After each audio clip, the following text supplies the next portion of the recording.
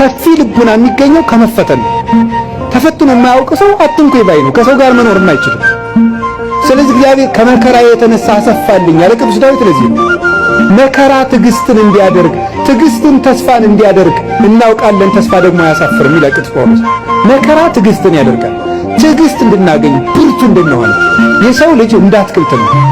አረጋዊ መንፈሳዊ እንደሚናገረው አትክልት በፀሐይ ብቻ ማደግ አይችልም፣ ይደርቃል።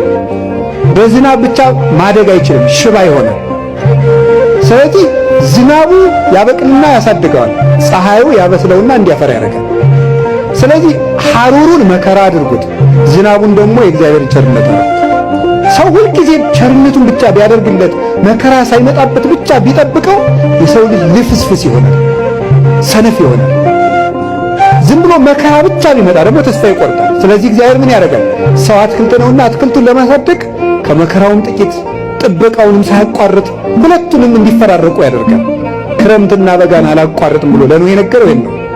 ክረምትና በጋ መፈራረቃቸው ክረምት ብቻ በጋ ብቻም አይደለም። ክረምትም በጋም የራሳቸው ጥቅም አላቸው። በጋ መከራ ነው፣ ክረምት ደግሞ ቸርነት ነው። ሁለቱም ደግሞ ተፈራርቀው ይተረጎማሉ ተለውጠው። ስለዚህ እግዚአብሔር እንደዚህ የሚያደርገው ለምንድነው? እንድንበስል